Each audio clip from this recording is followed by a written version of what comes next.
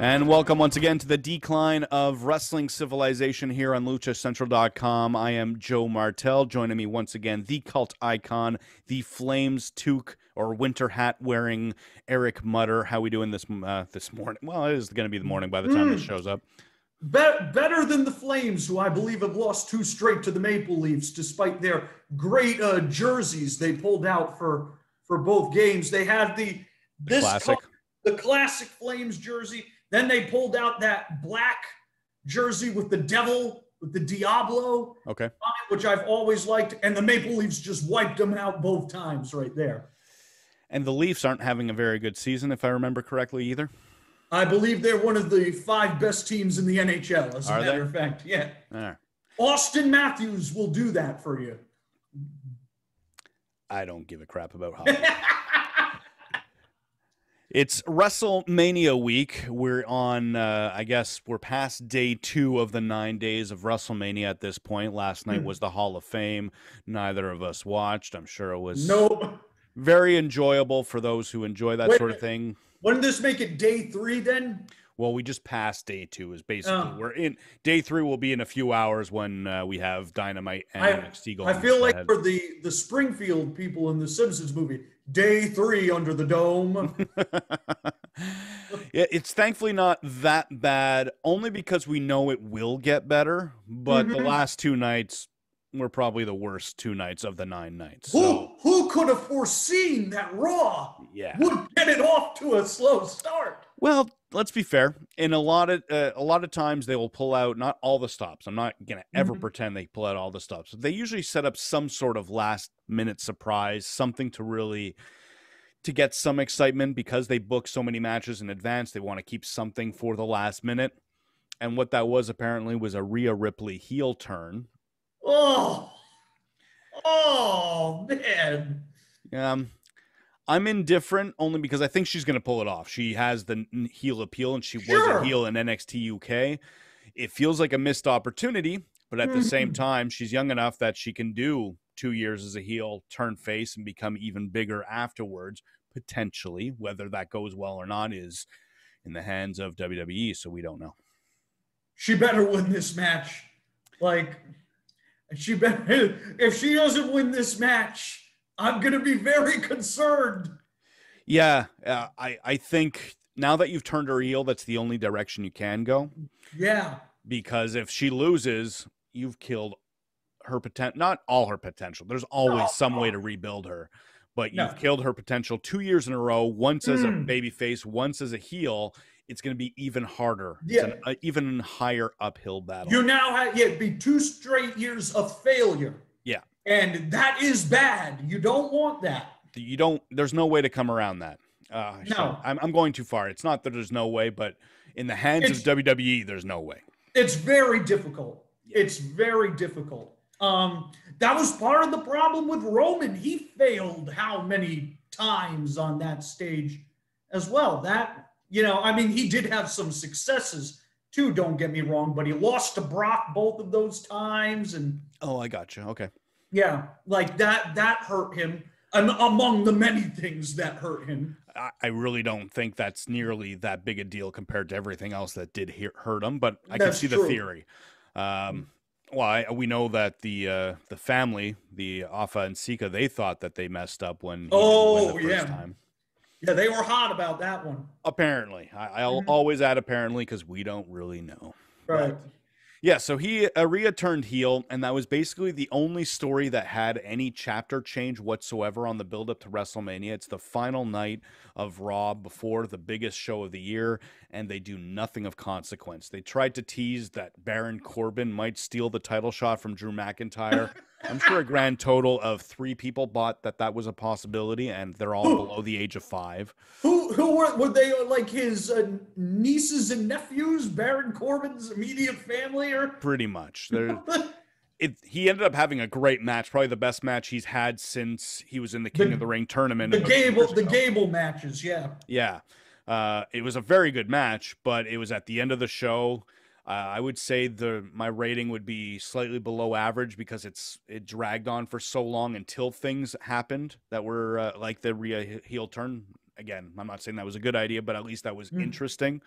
Then they had another rematch of Mania of Ali and Riddle. They still put on a great match, but it's nothing we haven't seen before.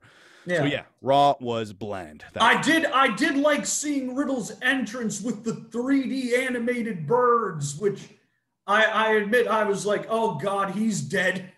Dude, that's bad though. You don't want to be near that.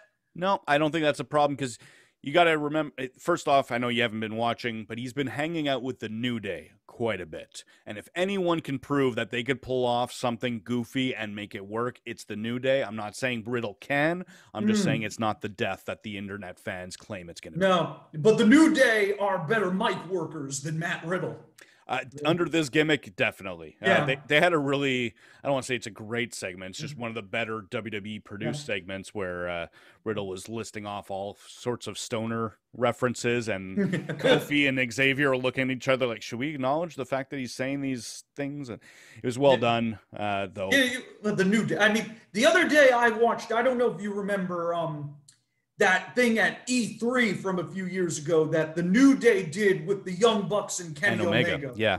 Yes, I watched that the other day, and that remains one of the most entertaining things I have ever watched. Yeah. It just like those 3, I mean, all 6 of them really, but those 3 were just delightful. They can pull anything off. And you can tell because they've gotten their own freedom. They're one of the few people that have the freedom to do what they want. They've also earned it, though, and that's a big factor. Yeah. I'm not saying it's right or wrong, but WWE has it where you have to earn that freedom, and when you get to that point, then absolutely anyone could pull it off. Right. When it comes to the New Day, thinking of all their classic entertaining moments, the one that I keep going back to YouTube for is I find the unedited version of the rap battle with the Usos when they pulled the Rated R Woods line. I'll watch that 3 times a year. It's such a classic. They are great. They are great. Anyways, back to Raw. The only other thing that kind of gave us a new chapter, and it wasn't at all interesting, it was the women's tag title division. We were sort of discussing this before we hit the record button here. Very animated. We basically had to say, let's stop and save this for the show. Yeah. So they announced that on night 1, first off, we're going to get to the fact that Smackdown is almost like a kickoff show on Friday night where they have some WrestleMania matches and they're calling it a WrestleMania Smackdown or something.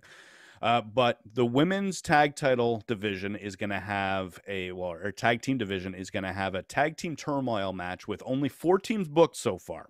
And I do have to say so far because there's a lot of possibilities there that we'll get into. But basically, none of these teams deserve having a win on night 1 and then show up again on night 2.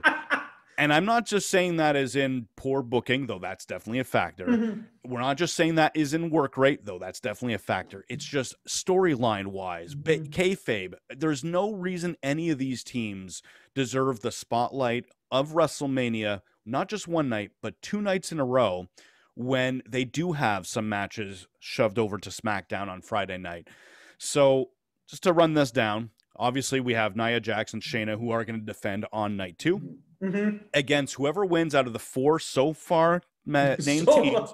You know where we're going here. But basically, we have Tamina and Natalya. Man. Dana Brooke and Mandy Rose. I just used up my man. I can't even go for it for that. I'm going to give you Lana and Naomi. And then of the 4 teams, what we both agreed on would be the Riot Squad. I'm not saying they're amazing, but of those 4 teams, they're the ones I could get behind the easy. Yeah, Ruby Riot. Ruby Riot is, I believe, the only person of that group that I would trust with anything regarding well, Naomi's actually good too. I apologize, Naomi. She's a good athlete. I don't think she's a very good wrestler, but either way, the point is not a lot of talent for WrestleMania. And we've seen WrestleManias where the women's matches have disappointed, but it's usually in the Divas era or the Butterfly Belt era. We don't see that a lot since the women's evolution. And unfortunately, this is a big letdown. And I'll actually give credit to Mandy Rose. I'm not saying she's great, but she's better than she gets to show. Only because I saw her at an NXT house show in Toronto once, and she was actually very good. And we've seen some brilliance, but unfortunately they make her be Mandy Rose way too much, and therefore it doesn't show on TV. Yeah, regressed into bad habits. And Dana Brooke, has never had it. No, I give her. I appreciate her passion, and she's a good athlete as well, but an even lower level athlete than and lower in talent, unfortunately. But I do respect all their heart and determination to become better. It just doesn't feel like they've reached the point where WrestleMania is the spotlight for them. Right. Now, I kept saying so far of the 4 teams. First off, there was a bit of apparently a social media bungle where they too quickly announced that Billie Kay is going to team up with Carmella. A much better entertaining team, I will say, in terms of work rate and story. No. I'm still not seeing it. And I don't think they're going to have a heel versus heel team. As entertaining as Carmella and Billie Kay could be as baby faces, they haven't gone in that direction. So they're not going to do heel versus heel in front of live fans. So that's why I am making my... I almost want to reference the Simpsons, the golden lock prediction here. But basically my prediction for WrestleMania out of everything is we're going to have a surprise entry in this division, in this match, potentially even 2, only because they need someone to win. And then there's the very real possibility that the Bellas, after having their Hall of Fame night last night, they might make a surprise entry into this match, get a pop, and it'll be deserved. They'll have a good moment, but again, doesn't feel right for a win and leading into a second match the second night. So the glaring omission of the women's division of this WrestleMania, obviously there's 2 big ones, Charlotte and Bayley. I am not saying they're suddenly going to become a team, though it's possible, but I think we're going to see at least one of these women surprise everyone and enter this match, plus the possibility of the Bellas also being included, because as much as tag team turmoils have always been kind of random, I don't think anyone has booked a 4-team turmoil match, especially in a spot like WrestleMania. No. So how many teams can be in this match? They never said. I think we've seen enough, especially in WWE, they've pulled this off so many times where they'll say, there's a 5-team tag team turmoil, and all of a sudden the 6th team comes out, surprises everyone, squashes whoever was last, and ends up winning it. I could see that being basically where they're going here. All right. Well, I told you before the show that I thought they would just go with Lana and Naomi because they had that thing with Lana and Nia Jax that went on for about 15 years last I checked. And they did sort of pay it off, but they could have go back to it. So I thought that was the case. I was listening to you speak just now, and I had even another thought. They could do it. It's not entirely bad now, because they have several options. I think there is a good shot the Bellas will be in this because they were in the Hall of Fame thing. I'm pretty sure they are in the area. They can put them in there. It'll get a nice pop. They may not be in ring shape or whatever, but that it's basically just for the pop. Charlotte and Bayley are available. Here's what I'm going to throw out. It'll be Bayley and Carmella who are a team. Okay. They will not do the Billie Kay Carmella thing because Carmella has talked about wanting to team with Bayley. They are both heels. That'll work. Billie Kay then teams with, there's somebody else who isn't booked. I believe Peyton Royce is available, so they'll put them back together a year or so after they split them up for reasons none of us understand. Agreed. And they'll be in the match, and then they'll have the Bellas in there too, and those will be the 3 teams. And Charlotte just doesn't make the card? Charlotte will be on her yacht with La Sombra, having some bubbly, enjoying life. I'm not going to make a prediction of who's going to be involved. I think we've both agreed there's going to be something that they haven't announced that will be pulled off, and that's not including the Billie Kay Carmella team. There's going to be something that'll be well, I think they're both going to be involved in the match somehow. Yeah. Some way. I mean, look, this is a tough one right here. The problem is, even if you have a surprise team like Charlotte and Bayley, which really doesn't even make sense as a team if you think about it, or Bayley teaming with somebody pretty good, or Charlotte teaming with somebody good, the fact is they're going to be the last team in the match, which means you're at least going to have to sit through 4 or 5, maybe even 6 teams that are no good. Yeah, they're going to have to go through this pretty fast. It's going to look like like a late 80s Survivor Series, basically. Yeah, unless Ruby Riott turns into Ricky Steamboat, which could happen. She's really good. She's very good. This is going to be, I mean, God, you have to feel for Shane and Strowman and the Fiend versus Randy Orton match, because they were in a 2-horse race for the worst match on this card. And now this match has entered the chat, as the kids would say. Yeah, it's going to be down to the wire with those 3. Depends what the surprises are pulled off for all 3 of those matches. You know, we have to point out, assuming there is surprises, they may not have any surprises. You're absolutely correct. I really don't think that's the case. You know, for them to go all out for the live WrestleMania's back in business and live attendance, they're going to do something. I just don't know. You'd hope so. You'd hope so. I do want to at least congratulate you, because they at least applied your idea of doing at least one match on night 1 that led to a match on night 2. I thought they were stubbornly going to avoid that, and they gave you at least one. Yeah, the women's tag division. Yeah, they gave you the wrong one, but they gave you one. They gave us something. So we come back to what we were talking about with SmackDown having a WrestleMania feel. I can't remember the exact title, but they basically called it a WrestleMania on SmackDown. And they gave us 2 matches that you would expect to take place maybe on a kickoff show for WrestleMania. But we're going to have the Andre the Giant Battle Royal take place on Friday night, along with a Fatal 4-Way for the men. This is less the Andre the Giant Battle Royal and more like one of those old dark match Battle Royals they did before Mania years ago. Yeah, it's the Giant Gonzalez Battle Royal, basically. There you go. The Fatal 4-Way for the men's tag titles on SmackDown as well. You were asking me who's involved in a feud outside of who hasn't already been booked, and basically we had to look at the Battle Royal to find that a couple people have basically been seconds.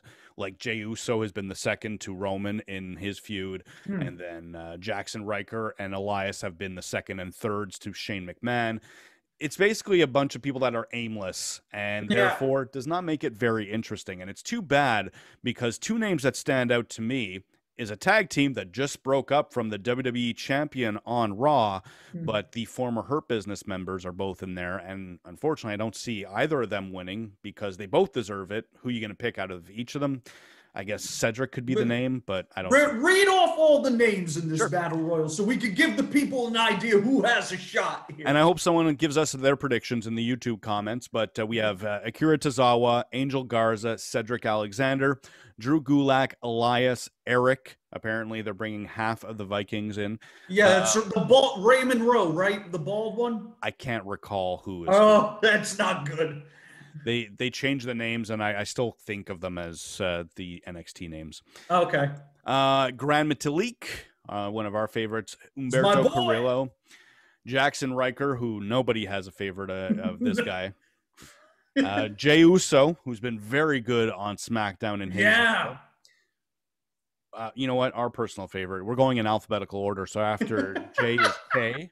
And that means Kalisto is in this match. The Lucha House Party explodes in the Andre the Giant Memorial Battle Royal. King Corbin, Lince Dorado. Speaking of explodes, Retribution members, the former Retribution members are in here. So Mace is the first one in alphabetical order. Murphy, Mustafa Ali, Ricochet, another punching bag of ours. Shelton Benjamin, Shinsuke Nakamura, Slapjack, T-Bar, and Tucker. Tucker! Yeah. He's alive! Yeah, he still has a job. I mean, for a few weeks it was, is Humberto Carrillo still alive? Then he showed up, and now it became, is Tucker still alive? Now he showed up, and now it has become, is Mojo still alive? That's one name I was about to say is not listed here.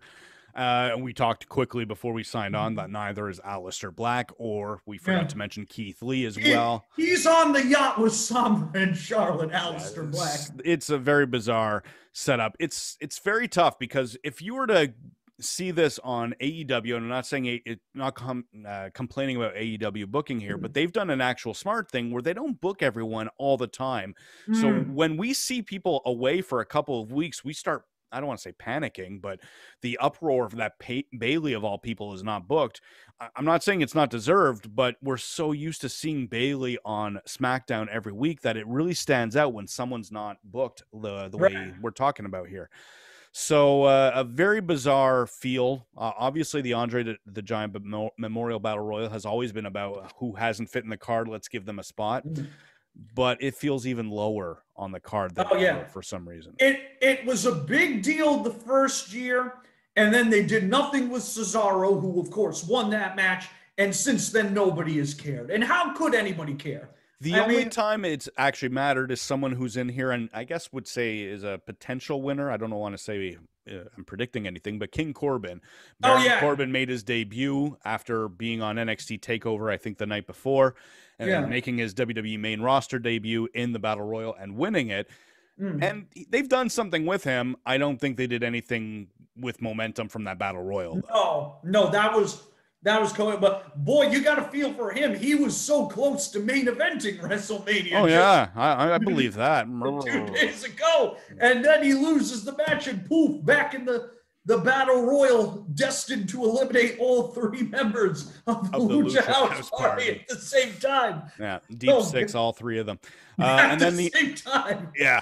And then another match that's booked for Friday is the Fatal 4-Way for the men's SmackDown tag titles. A match that honestly I feel definitely feels WrestleMania main card worthy. Yeah. I think would take the spot of the women's tag title turmoil if there wasn't a surprise going in.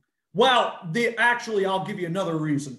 There would have been an outcry if they had left that women's match off and they had put this. As I said, there were already people upset because there were only 2 women's matches booked on the show. They were getting the AEW treatment there. You were hearing the same people who have been criticizing AEW for months. They were then coming for WWE. And I mean, Carmella on social media had also been calling them out recently because they only had like 10 minutes on Raw a few weeks ago or something like that. So that could be a reason they put that on instead of this men's match. I think you're also seeing the effects of the fact that I'm not saying it's a bad idea that they've put so much energy behind Charlotte, but now that Charlotte's not available, they're really struggling to make anything matter. And it's tough. This, we made fun of that women's tag title turmoil match, or the turmoil to get a contendership to the tag titles. And yes, we made fun of some of these women because they're not as good as the Charlottes and the Beckys and the Sashas. Right. But they still are competitors. They really give it their all, and we will get behind them. But the stories, the writing, the creative behind it all has been so disappointing that their flaws stand out more than their positives. Right. Although now you've just brought up Becky, and now I'm going to wonder if she'll be in this tag match. That was something I discussed off air with another friend of ours. But there's so many possibilities.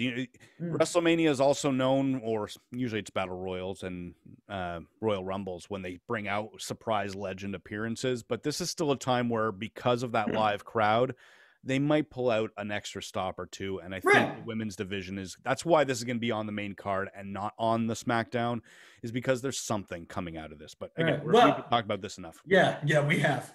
Yeah. So let's go back to that Fatal 4-Way. We have the Dirty Dogs defending against the Mysterios, Otis and Gable, and the Street Profits. I have a feeling that the team of the Mysterios, they haven't really been pushing it that well, but they've really highlighted the fact that they'd be the first father-son team or something along those lines. And I have a feeling that's the direction they're going to go. And I mean, it might be. I wouldn't do that. I would put it on the Street Profits. I think that's their money team right there. So I agree. I would put them over with the fans there. That would be my thing. I mean, Ray, I don't know. I'm not disagreeing. I think the Street Profits have the much bigger future. I like Dominic Mysterio, but I don't think he's going to be anywhere close to a star, top of the card level. But the Street Profits, I think Montez Ford is maybe 3-4 years away from main eventing a WrestleMania. That guy has star written all over him. He just needs to get there. Yeah. My proposal to you, and again, I'm not predicting anything, but if they do give Mysterio's the win, and then they turn the Street Profits heel. Oh, no, I don't like that. Well, they've been baby faces since their NXT run. So we're talking about 4 or 5 years straight of this. And I'm not saying they haven't been good. They've done a lot of good. And it hasn't really run the well dry either. But I do think Montez Ford as a heel would be pretty special. I'd love to see what he can do on the mic in that role. I don't know. I mean, they've been very, I see your point. I don't know. It probably, they do well with heel turns. So maybe in the long run, that would actually work out right there. I don't know. I don't know if it's the right time to do that. I'm not sure either. Again, I'm not predicting. I'm just saying, even if Mysterio's get this, it doesn't really kill the Street Profits because they have that avenue to go down. I will say I would prefer that over, Vince deciding, they've run its course. It's time to break them up, which could happen at any moment. Why did you give me that idea? Stop. Well, because it could happen at any moment. Yeah. Okay. So that leads into WrestleMania Night 1. We ran down the card last week, so we don't really want to get into too many details because our opinions haven't changed. These matches are going to be good. The stories are all pretty bland, or they're going to be train wrecks. Literally, in the case of Braun Strowman, maybe. But although there'll definitely be sound effects of a train in that match. Yeah. They thankfully only used that in a recap video this week. But again, you also talked about before we went on the air how they added the special effects for Riddle when he kicked off the rainbow, was it birds that went flying? Yep. The LSD birds. Yeah. I'm not against that, but it would have been better had they not done the train effect the week before because that really put a sour note on everything. This, at least, okay, they can work out. We've seen them do goofy stuff with the New Day in this regard, but it still bleeds of the really terrible train sound effect from last week. Yeah.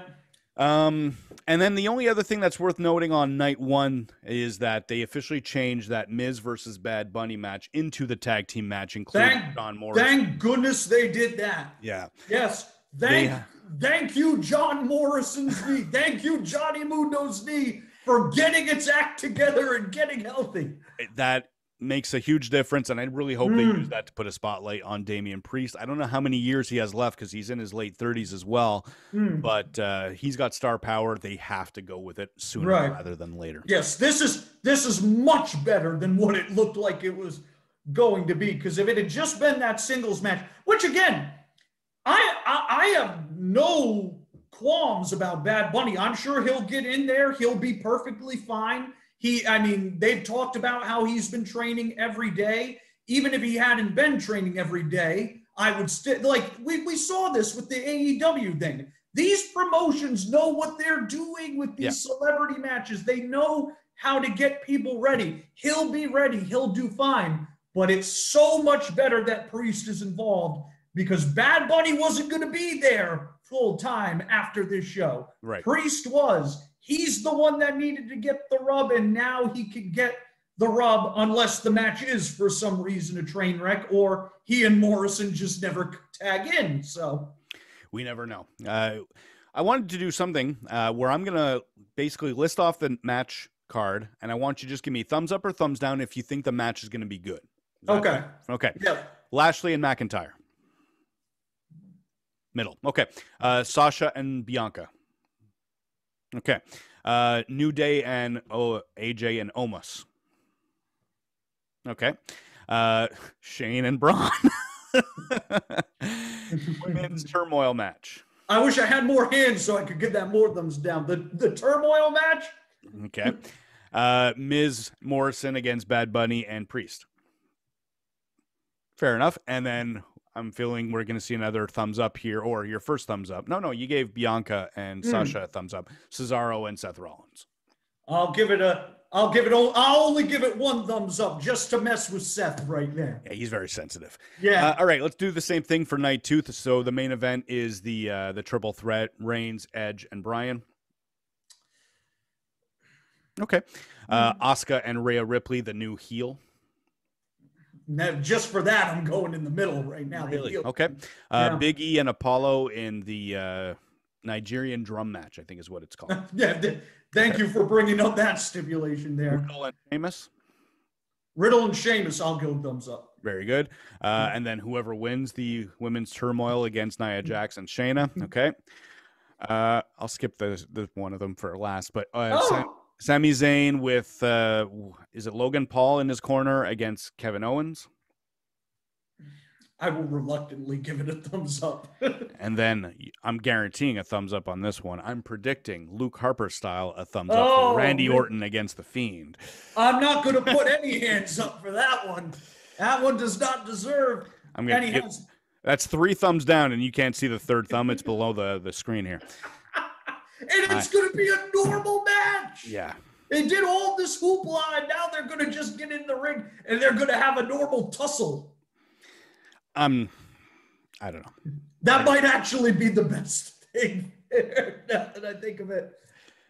One interesting thing that happened over the last week related to WWE, sort of main roster, is there's going to be a special on the WWE Network now on Peacock where there's going to be the Stone Cold podcast with Chris Jericho as the guest. What are your thoughts on that? I have no thoughts on it. I mean, it's cool, I guess. It's not leading anywhere. Anybody who thinks it's leading anywhere is, quite frankly, stupid. And that I have no more thoughts with it. I mean, like, come on. Jericho could, of course, get away with this. Everybody likes him, except, most people these days for some of his behavior. What a statement, but yes. Yeah. But, like, everybody in the wrestling business still likes him. He's still friends with Vince, last I checked, and he's definitely still friends with Austin. So, yeah, I'm not surprised. I'm sure AEW will come up a little bit. Austin doesn't shy away from things. Nope. He is at least very attentive. So I'm sure they'll talk about it a little bit, but it'll mostly be about Jericho's career. He'll leave the show, and people will forget about this in about 2 months. Very fair. You know what? Yeah. I thought not that we'd debate because I figured we'd agree on that. The only thing I'd like to add is I really feel this shows that Vince does not care about AEW nearly as much as AEW fans they do. That was the point CM Punk made. Yesterday. But yes, absolutely correct. I feel like there's been so many signs that Vince doesn't care about AEW nearly as much as a lot of the worst AEW fans. I'm not including you on this one. But those the ones that are trolls, they really get the wrong idea. And I'm glad that we're having a very big piece of evidence on this one. Not related to AEW or WWE, but we had big news in Japan where we now have Will Ospreay, who's won the IWGP title, which is now the heavyweight title. They merged the Intercontinental title and they made this one single title. And then in the first defense for Kota Ibushi, we now have a new champion. What are your thoughts on that? Because you've been pretty critical about a lot of the people involved in these controversies. Not that Will Ospreay is at the top of this list, but he's been mentioned as part of it because of the blackballing, apparently. Well, he does not appear to have actually blackballed Pollyanna, as we've talked about on this show before. He was an asshole to her. He was a terrible human being towards her, a rape victim. But the blackballing thing, the only evidence of that was a promotion saying that he had done that, and they backtracked. Gotcha. So, okay. Now, having said that, I mean, we didn't talk about it on the show, but prior to him beating Ibushi, they did that angle where he gave an os cutter to his girlfriend, Bea Priestley, to write her out of New Japan. And she has now also left Stardom, so now there's all this hullabaloo about where she's going. NXT UK was the biggest. Yes, because she can't get into the U.S. She doesn't have the visa or whatever. Honestly, if I were her, I'd just wait for the visa. But Yeah, I mean, that angle, that was a terrible angle. I would not have done that angle. I thought that really sullied the build-up for this match, which really, for the New Japan audience, just needed to see Ospreay and Ibushi's name, and that would have been enough. But I don't have a problem with him as champion. Okay. You know, I mean, he's not my favorite person in the world. I don't think I would be friends with him.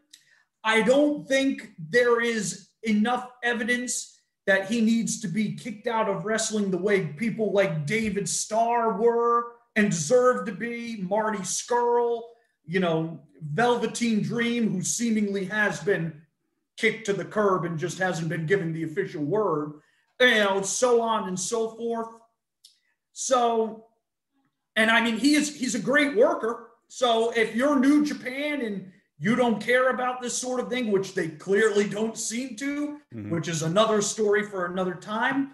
Like, I don't see why you wouldn't put the title on him immediately or at some point. I don't know if this was necessarily the time to do it, but maybe Ibushi was hurt. Maybe he's coming to AEW or something. I don't know. I don't really have a lot of thoughts. I wasn't a big fan of Ospreay when I have watched his New Japan matches. It's just not my style of work, as I'm sure we've gathered over the last few weeks together. He's toned, like he's now, I can't even remember the last time you would have, probably when he and Ricochet were doing those flippy exhibitions back in the day, right? Oh man, that was horrible. Yeah. So he's now like 220 pounds, Will Ospreay. He's bulked up. He's bigger. He wrestles more of like a heavyweight style. I mean, he still has the athletic stuff and all that. He could still do some of that, but he also was going to kill himself if he had continued just doing that. So, yeah, a lot of dangerous stuff there. Okay. Yeah. So before we get into what we're going to talk about, what's happening tonight for the Wednesday Night War, the last of the Wednesday Night Wars. Pour one out for the Wednesday Night War. I wanted to start with AEW, not because I'm a fan, but they pulled out a last stop, basically. Basically yesterday, they announced that Mike Tyson was going to be on the show. And I think it was about 3 weeks ago, we actually brought up the fact that they kind of dropped the ball with Tyson because they started something and then they didn't really follow up.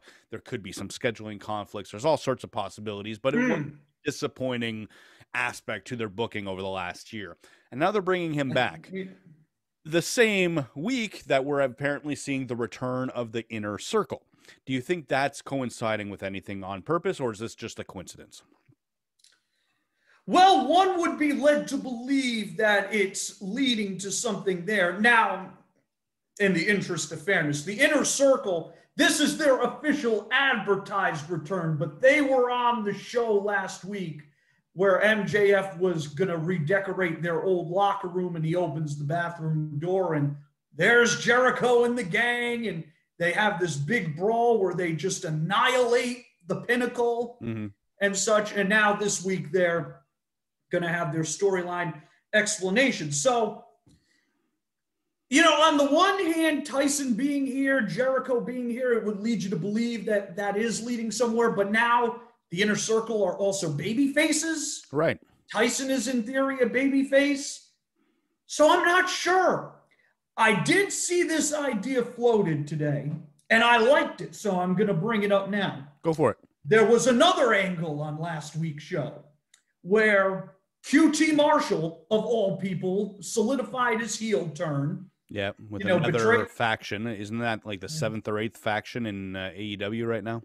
There's a few of them. I'm not bothered by that. I don't. Yeah, that whole discussion is stupid to me. I agree, because I feel especially New Japan is a great example of how multiple factions can make the promotion work. It's right. I think people that are sour on the idea are just seeing the poor execution we've seen in WWE over the years. Yeah, because WWE has hardly had any stables. So this is normal everywhere else. It's normal in New Japan. It's normal in Dragon Gate especially, which I think is an even bigger influence here. But the point is, sorry, yeah, so they did that, and which I actually thought was even better than the Jericho angle.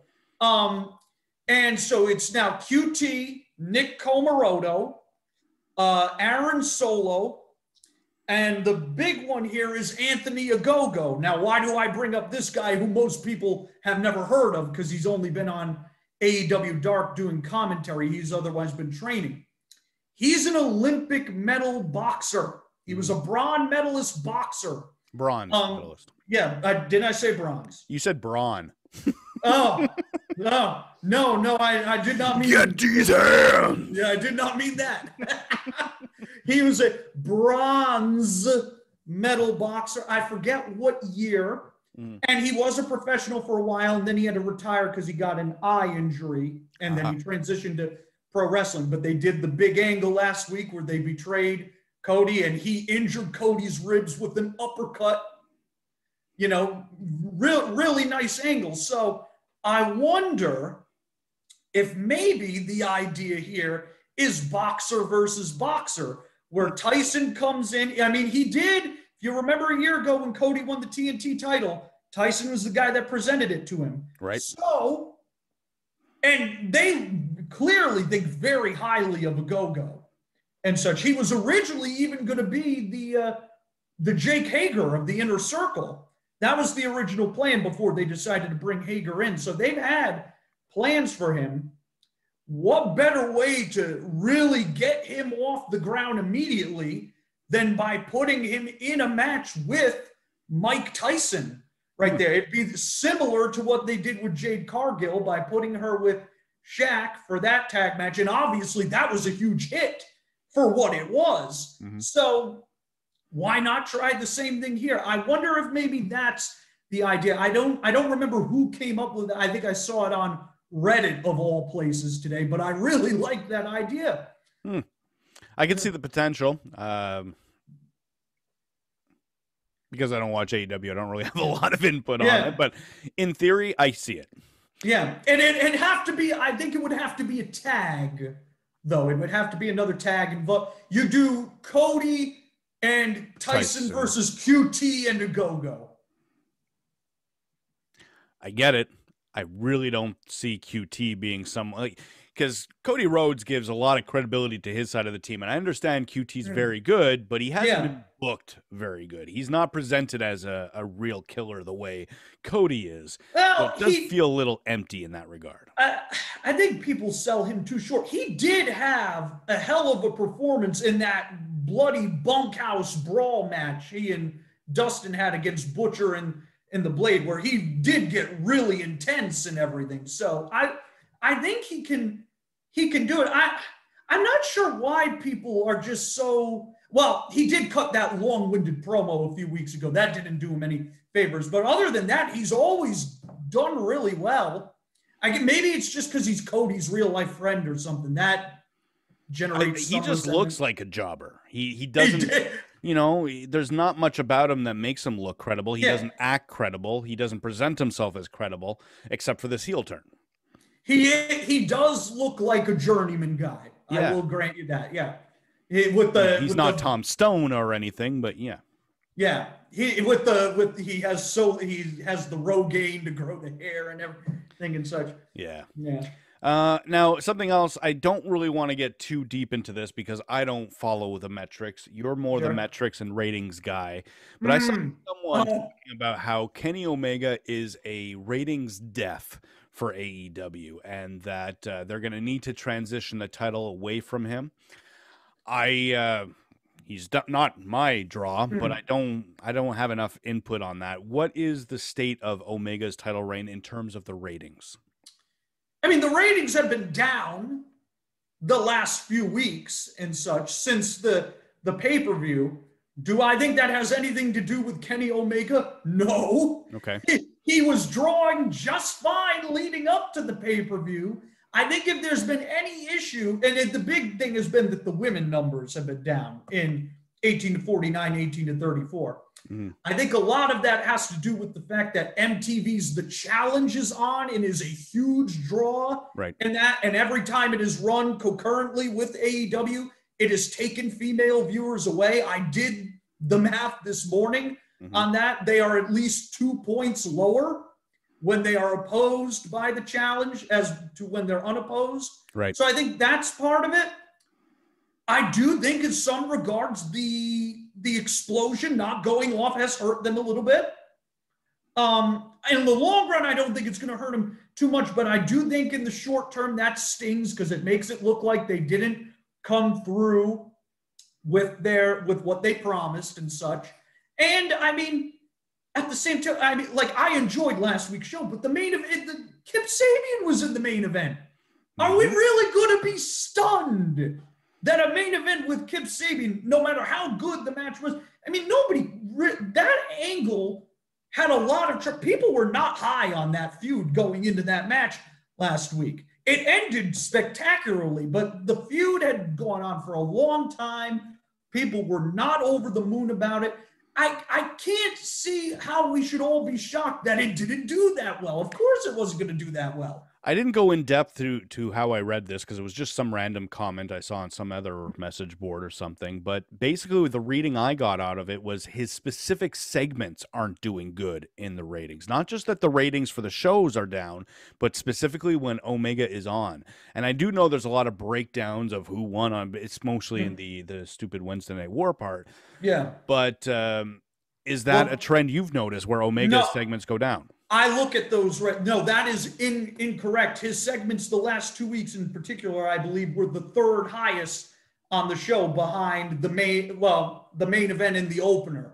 Mm-hmm. And also too, and obviously some of it was the stipulation. That pay-per-view was headlined by him and Moxley, and it did the highest buy rate they ever did. Mm. It wasn't just because of the explosions. They couldn't have put Kip Sabian and JD Drake in the main event, and it would have done the same thing with that stipulation. No, it was because Omega and Moxley were there. Okay. So he is look at the friggin' Impact numbers. I know there was the huge controversy because somebody got the wrong numbers last week, so it made it look like they did only 32,000 when in fact they did like 152,000, which was up. He's been a big draw for them overall. So no.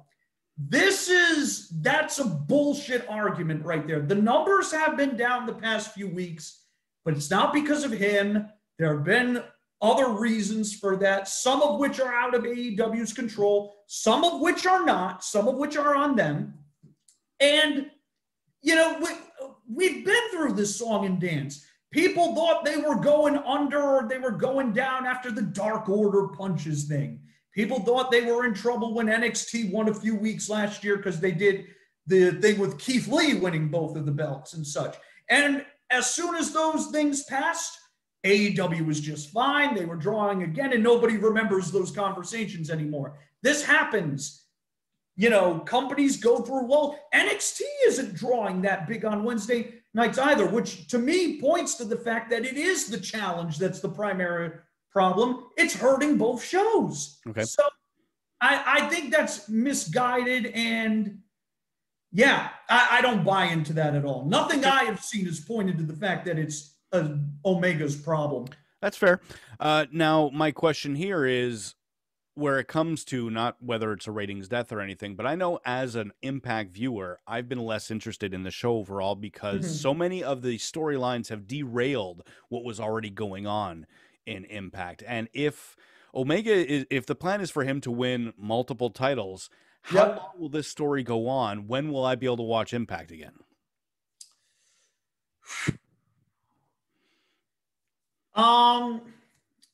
It could admittedly be a while. I mean, if I were doing this, obviously we've talked about this before. I believe that Hangman Page is the guy to beat him, right, to win the title. And I still believe that. Now, maybe something could change in the medium. Maybe somebody else will get hot. But to me, Hangman, they have positioned him to be the guy. He's still over. People are still into him.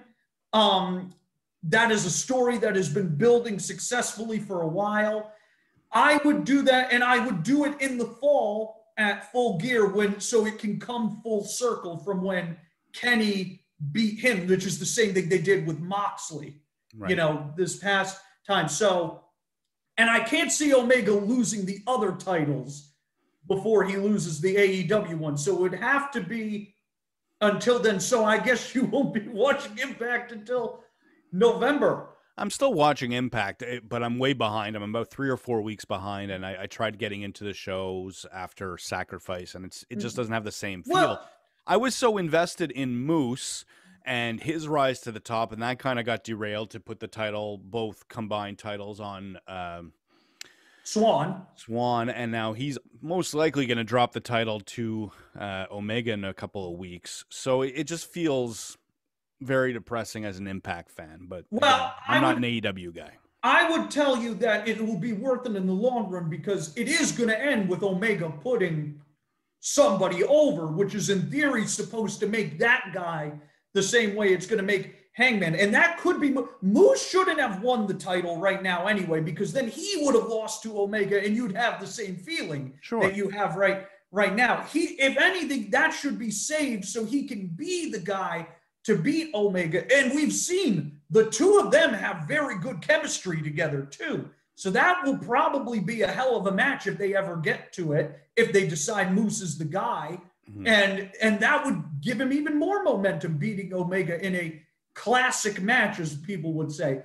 And if it's not him, I mean, it could be Ace Austin, it could be Trey Miguel, it could be, they have a ton of young guys there who could beat Omega. So in the end, the ends justify the means there, is my opinion on that. But of course, I don't have a problem with Omega winning all these titles either. So I just find it really has dampened the enjoyment of Impact because so many of the storylines are built around this. And you run the risk of, if he's going to hold the Impact title for an infinite amount of time, we'll say, what's going to happen on the show once he's a champion and he's on AEW more weeks than he's on Impact. I don't know. I'm not looking forward to it. But let's run down go ahead. The good thing is Impact does tape in bulk, and he is appearing frequently, at least now that he's in the picture. So I don't think he's going to just be a ghost like Brock Lesnar was. Now, if he is, that's going to tick people off immediately right there, especially the Impact fans. But I think he'll be around. I think he'll defend the belt at the big shows. And I think that helps them right there. I mean, it may not be enjoyable if you're not someone who's into Omega's whole deal and everything, but if you want Impact to succeed, this is definitely a better option than what they probably had, which was Rich Swann versus insert challenger here. Maybe. Yeah. Okay, let's run down the Dynamite card for tonight's show. So we just mentioned that Mike Tyson's going to be there. We had a last-minute match that was booked for Hangman Page. You just mentioned him taking on Max Caster. Mm-hmm. We've got Jurassic Express taking on a team you've mentioned quite a few times, Bear Country. Presented by Godzilla versus Kong. There's a promotional tie to this matchup. I'm not sure which is which.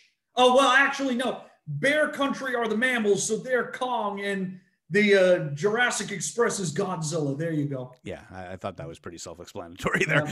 We have a TNT title match where Darby Allin's taking on someone you've been praising over the last few weeks, JD Drake. Yeah, he's great. They have experience against each other. They both worked in Evolve for a long time.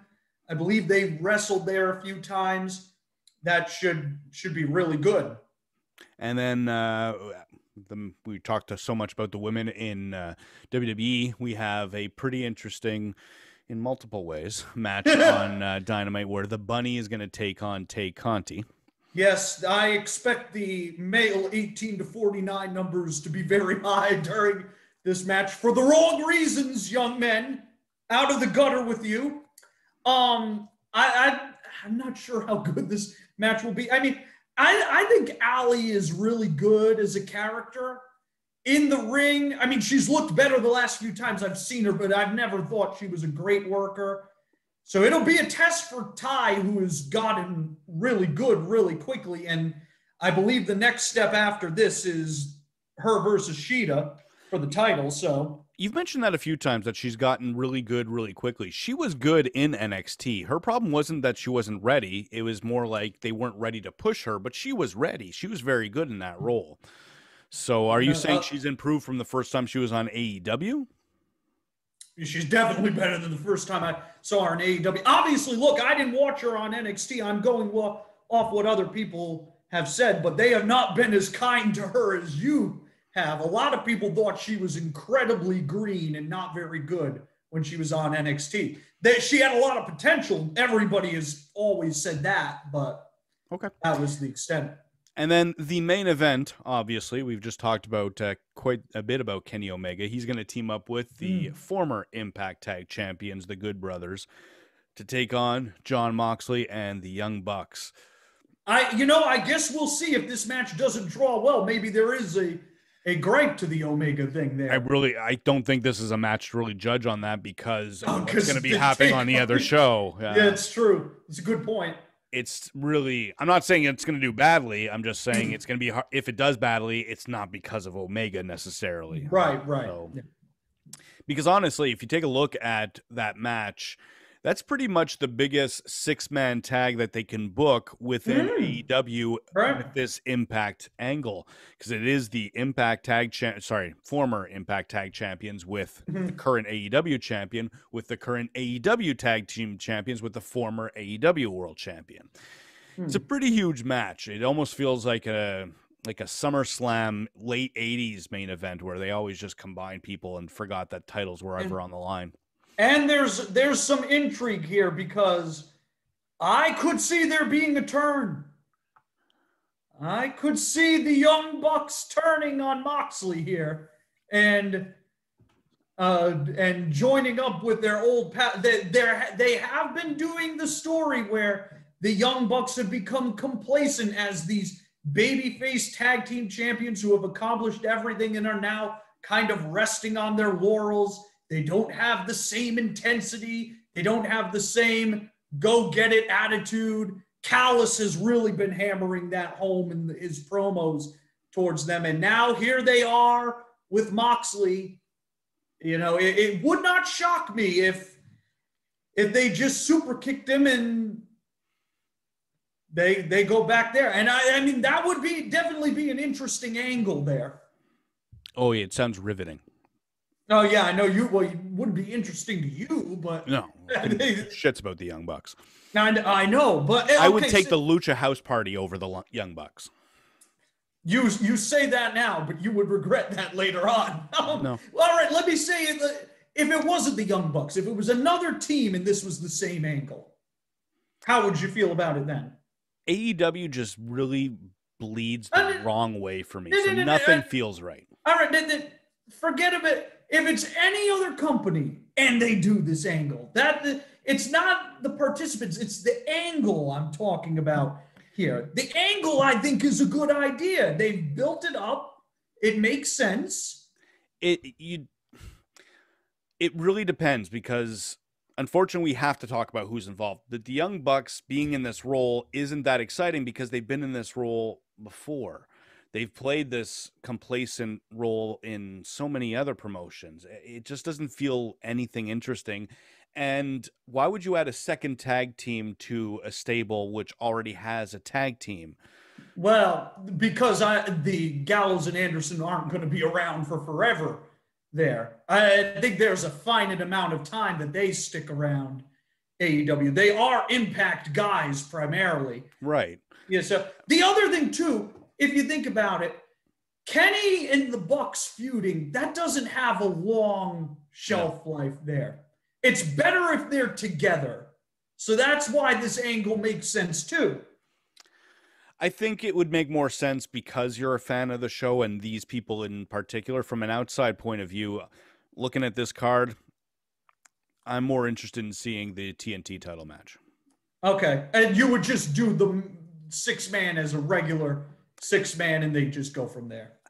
I don't know if I would put any special angle on, especially if the challenge is on MTV, if NXT's putting on a takeover. I know you got Mike Tyson. I don't know. I think I would save that for the next week, especially right, which is why I thought they did kind of take the idea that we discussed last week, where they did this show and they did have a big match for the main event. But otherwise, it's just a bunch of smaller matches that should be entertaining. But it's done with the fact knowing that we might as well just develop story because we're going up against a Goliath on the other side. Yeah. Well, Let's move over to that Goliath quickly, because I don't want to run through the whole card again. We did that last week, but again, let's do the thumbs up, thumbs down thing for the NXT Takeover. Pete Dunne, Kushida. I'm sure it'll be good, but I don't care. Well, you know what? That's fair. That's how I feel about the AEW stuff. If you don't give me a thumbs up here, you're just doing it on purpose at this point. Walter and Tommaso Ciampa. Yeah, I'll give you 2. I don't want Walter to be mad at me. I'll give 2. Yeah, he'd destroy you. He would. Triple threat tag team match for the vacant tag team championship. And I will give 2 for my boys Ronnie and DJZ. Yeah, so Legado del Fantasma, the Grizzled Young Veterans, and MSK. All right, now I will take 1 away for Wesley and just because of the name. Yes.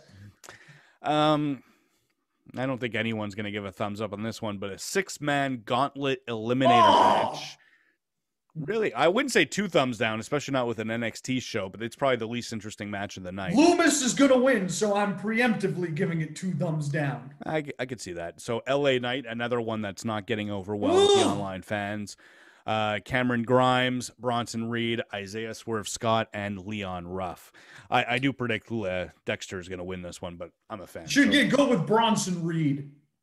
No, I'm not big into. He's not bad, but they want to compare him to a Vader as this big giant colossus. He's nowhere near Vader, and he's not ready for that kind of. What is it? Everybody who's like bulky, he's the next Vader. They do that with JD Drake too, even though he looks like Stan Hansen. He does without the long hair, but yeah.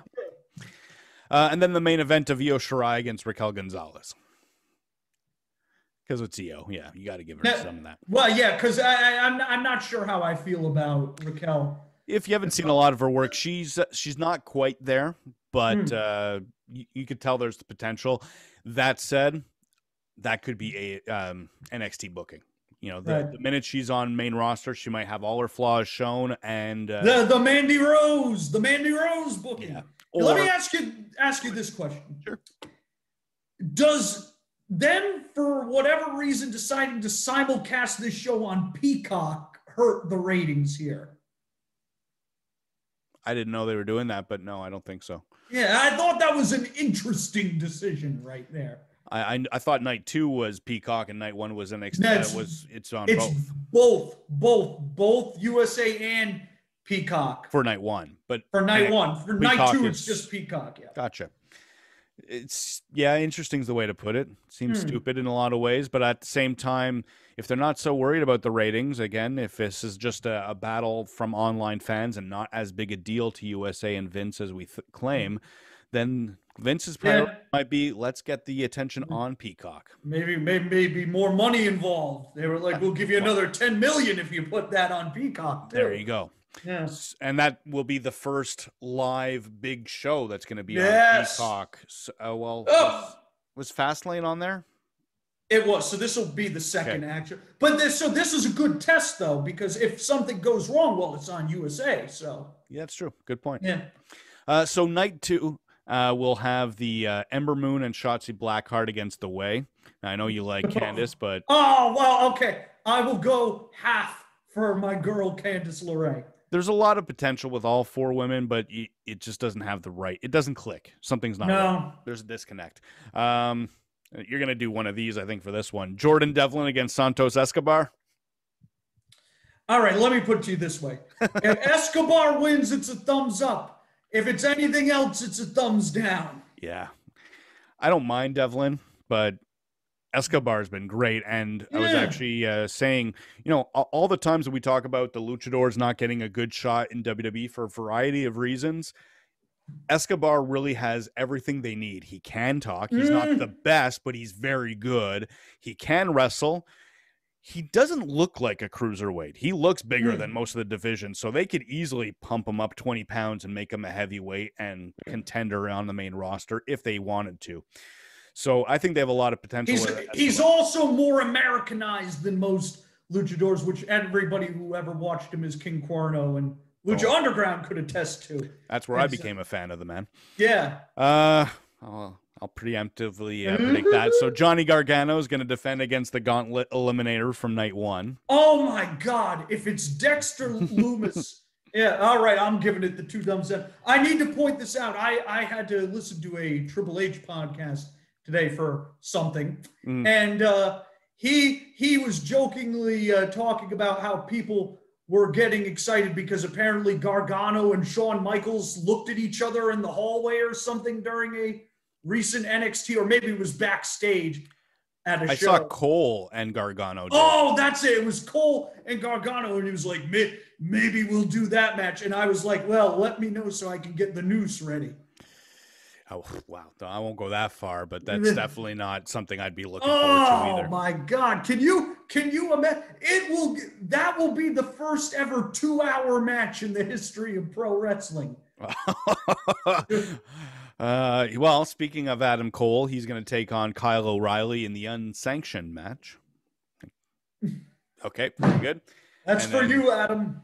And then Finn Balor, who you also give a thumbs down to, but taking on Karrion Kross. I'll give it. I mean, maybe they could get something out of that one. But God, the O'Reilly Cole match, you just know that's going to have all the worst tendencies you can imagine. Yeah, right. I have a feeling I'm going to tap out visually about 10 minutes into the match, and it's going to go on for another 20 minutes after that. Go ahead. Yeah, you're going to I'm done at 10 minutes. 40 minutes later. Oh, no, we still got 20 more minutes left in this match.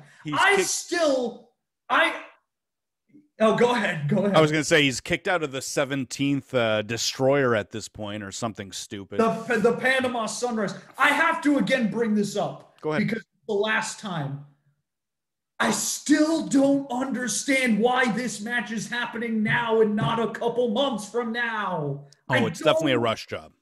I don't get it. What does Roderick Strong do? Is he in that Battle Royal? He was in the Battle Royal, or he was scheduled for the Battle Royal, and he walked out having said he quit. So he might show up and get involved in this. I don't think that's what's happening. Oh, my God. He's going to side with Cole. I think Cole needs some sort of lackey because he's just not interesting on his own. He's not interesting with anyone else, but he's at least credible with someone on his side. He's going to side with Cole, and then they'll find Bobby Fish from his QAnon message board or whatever and bring him in to team with O'Reilly again, and they'll do that. I don't know what's going on with Bobby Fish, and I'm not getting into the politics stuff. Yeah, probably best let me get all the hate mail there. Let me get all the hate mail. Well, I don't know if we have any QAnon type listeners, so I think you're pretty safe. Yeah, it's so. Now, it is WrestleMania week. We've covered AEW, we've covered NXT, obviously WrestleMania, but one thing that most promotions do, obviously it's a little different this year for a variety of obvious reasons, but GCW, for example, is still putting on some specials. What are you looking forward to outside of mainstream wrestling for this weekend? All right, well, first off, let me give 2 thumbs up for all the GCW shows, including the Jimmy Lloyd show, although I hesitantly give it a 2 thumbs up thing. Why hesitantly? Explain. Yeah, because it's Jimmy Lloyd. You never know what's going to happen there. Okay. Obviously, look, there will be another blood sport. We love our blood sport here. Jon Moxley versus Josh Barnett. Finally, the cursed match will happen. Wow, that's going to be huge. Yes. After Bandito versus Volador happened, this is now the most cursed match in wrestling, and now it is happening, so we now move on to whatever else is the next cursed match. I thought the card looked a little weaker than usual, but I have to admit I'm excited for that. And I am very excited for Rocky Romero versus MMA Chavo Guerrero Jr. I need to see how that one looks right there.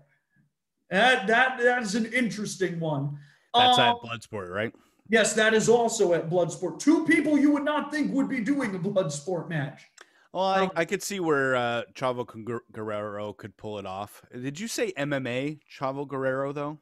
Yes, because Bloodsport is MMA influenced. Okay, gotcha. I thought you were saying he's been doing a gimmick almost. Okay, my mistake. If he has been, I have not heard about it, and that would disappoint me greatly because I would love to have watched clips of that. just to see what it's like, you know? It's kind of weird because you mentioned, when I think of Chavo Guerrero, I think of the tornado DDT that he does off the corner turnbuckles pretty much in every match is one of his signatures. Obviously, he's going to have a hard time doing that when there's no ropes, but a few weeks ago, MLW did that filthy island idea, and that ended up being a no ropes show. It was very cheap compared to what we're about to see. I know Bloodsport's not exactly the biggest budget, but it's different. Right. And I think, I can't recall who it was, but someone did a tornado DDT somehow off of the post. So the post was still holding the ring up, but there was no ropes, and they did the tornado DDT off the ropes or the turnbuckle. I'm guessing we might see Chavo try to pull something like that. Well, you know, Chavo, I mean, it's been a few years since I've seen him. I mean, obviously he was in Lucha Underground too, a lot, and a lot of his performances were so-so, but he did have a really great match with Cage in season 2. So he could still go when he wanted to. And you know, Rocky is really good. He's solid. So, yeah, I think I know those two. I like those two. So I'm excited for that. But obviously, look, it's Barnett and Moxley. If you're watching Bloodsport, you're watching it for Barnett and Moxley right there. Yeah. Is Chris Dickinson booked on this one? I don't know if he's booked on that. I think he is.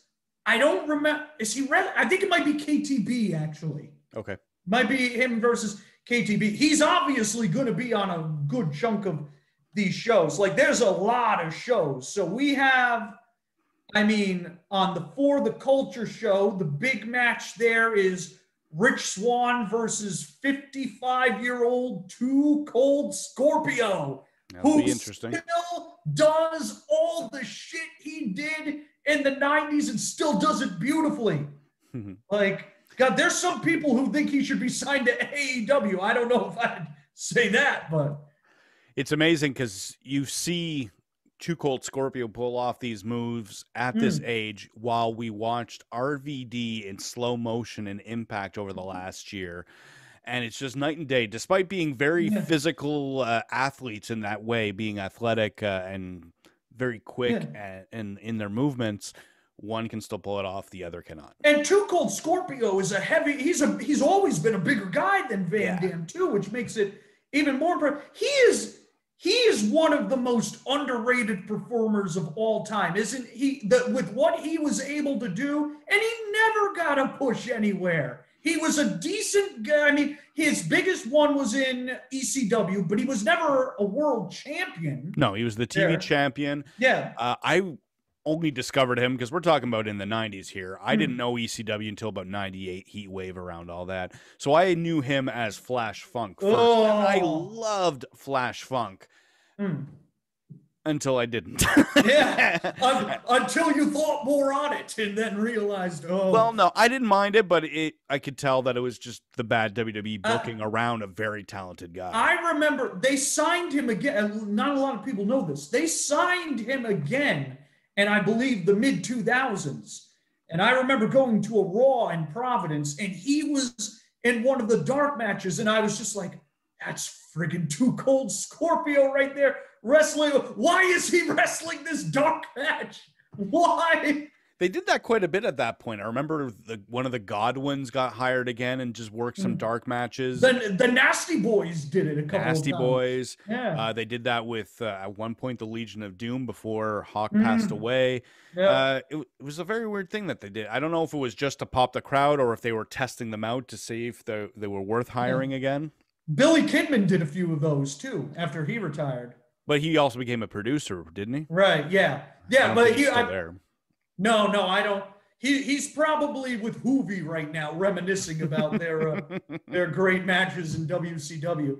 But yeah, I mean, yeah, it's unbelievable that Scorpio, like he should have gotten better than he ended up doing. But like, he was a great talent. He's still a great talent. Like, he had a match at the last For the Culture with AR Fox, Dante Fox from Lucha Underground, which I couldn't believe how good it was. I'm going to be shocked, honestly, if this man, and Rich Swann is great. But I'll be shocked if this one is better. But we have that. We have Moxley versus Barnett. But the big match I'm looking forward to the most is it's no longer Joey Janela's spring break. It is now Ricky Shane Page's spring break because he won that match a few weeks ago. So we've got in an ROH versus AEW match, Dickinson versus Janela. Mm-hmm. And then the main event, he's finally back from injury, and he's coming back for his title, Nick Gage versus Ricky Shane Page for the GCW Championship, which is easily the biggest, for me, the biggest match of the weekend. But I am a Nick Gage fan, gang affiliated, 8 Club, Eastern Bloc, all that jazz. So that's the biggest deal to me. You don't know what I'm talking about there, do you? No, I don't speak rap lingo. I don't know what you're talking about. It's not rap. He comes out for whom the bell tolls. Nick Gage ain't rap. Nick Gage is heavy metal. Okay. Well, Nick Metallica's not heavy metal either, but that's a different subject. Oh, boo. No, they're toilet bowl. That's okay. Basically, what you were talking about, like a club, it all sounded like the Wu-Tang Clan was piecing out after a show or something. No, it's just his like catchphrases and such. Oh, it's great. Yeah. Anything else going on in the world of GCW or outside of WWE, AEW going on this weekend? Any news in the Lucha world? Oh, there are going to be a lot of luchadors on these GCW shows. Ares, Aramis, Dragon Bane, Hijo del Canis Lupus, the now legendary Laredo Kid off his millions of dollars made from his 2 Dynamite appearances.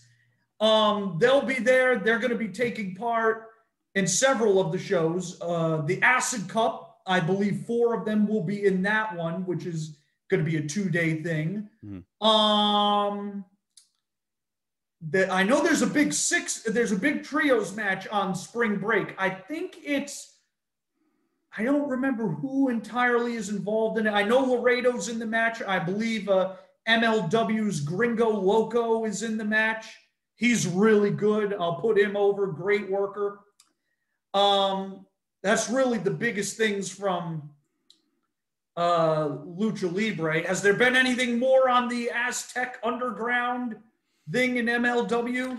No, not yet. The only thing that they're really pushing towards is that they're going to have another title defense for Hammerstone, this time against Mil Muertes. I think that's in a week and a half, if I remember, or 2 weeks from tonight. Wake me when Dario appears there with the new temple. No idea if that's where it's going, but that's where it's seeming to go. Yeah. So, big week in wrestling. By the time we join you again next week, we're still trying to figure out the logistics of this one because it is going to be a Tuesday night that we record, and then that's going to be the first night of NXT on Tuesday nights. And being that it's my favorite promotion, I don't really want to cut into that just out for no reason. So we're probably going to do this a little late on Tuesday and try to make that work, and hopefully I don't fall asleep at work Wednesday morning. Yeah, it's going to be a late night next week, as opposed to this week when it was an early night or morning. It does end up being morning by the time you watch this, but we started this about 9 p.m. Tuesday night. So we hope you enjoyed this week. I hope you enjoyed some of the wrestling you saw, whether you're a fan of AEW, NXT, WWE, or GCW. There's so much wrestling all the time, but especially this week. If you can't find something to enjoy, you're basically not trying. Or maybe you need to take a break from pro wrestling at that point. Go watch The Challenge or something. It's big. It's very big on Wednesday nights, apparently. I've never heard of it outside of the realm of talking about wrestling and those things on MTV, like The Real World. I don't know if The Real World is still on. I'm really dating myself with that one. But like Road Rules, The Challenge, people eat that shit up, man. I often locate Beyond Deck for my significant other, and but I know that's not on MTV, but it's just all those reality shows I don't have any time for. Think about all the wrestling you and I talk about. I know between the two of us we watch everything possible. There's no promotion that both of us just don't watch, other than Pro Wrestling Noah. Well, yeah, okay. But even then, you've gone out of your way to watch a couple of highlights there, whereas I don't have enough time for the Japanese. Yeah, well, I have to be able to criticize them for putting the title on 58-year-old Great Muta who can't walk anymore. What the hell, Nasawa? You got to do what you got to do, I guess. I don't know. Yeah, I don't know what they're doing with that, though. That makes no sense.